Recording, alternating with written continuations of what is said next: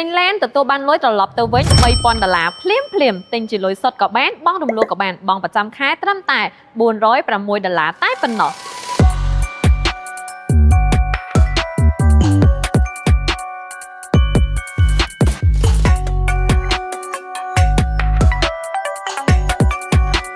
បងស្ដាប់អត់ច្រឡំទេ Yes Car Premium បានផ្ដល់ជូនជាមួយនឹង promotion ពិសេសមិនធ្លាប់មានសម្រាប់អតិថិជនធ្វើការទិញរថយន្ត GN8 តម្លៃ$63000និងទទួលបានលុយសុទ្ធត្រឡប់ទៅវិញ$3000ភ្លាមហើយអ្វីដែលពិសេសគឺ Yes Car Premium បានផ្ដល់ជូននូវភាពងាយស្រួលជូនដល់អតិថិជនគឺអាចធ្វើការបង់រំលោះដែលបង់ប្រចាំខែត្រឹមតែ$406តែប៉ុណ្ណោះសិក្សាលឿនឆាប់បានដកឡានទៅប្រើប្រាស់ពិសេសបែបនេះគឺមានតែនៅ Yes Car Premium ទិញរថយន្តប្រណិត GN8 ពី Yes Car Premium អតិថិជននឹងទទួលបានទំនុកចិត្តខ្ពស់និងសេចក្តីសុខផ្លូវចិត្តមិនហាមមុនឬក្រោយទិញរថយន្តអ្វីដែលពិសេសគឺអតិថិជនអាចប្រឹក្សាយោបល់ជាមួយនឹងផ្នែកលក់អំពីរថយន្តនិងសេវាកម្មបង់រំលោះសម្រាប់ព័ត៌មានបន្ថែមអតិថិជនអាចអញ្ជើញមកកាន់ showroom Yes Car Premium ឬក៏ទំនាក់ទំនងមកកាន់លេខទូរស័ព្ទដែលមាននៅក្នុង caption ខាងលើនេះអរគុណជម្រាបលា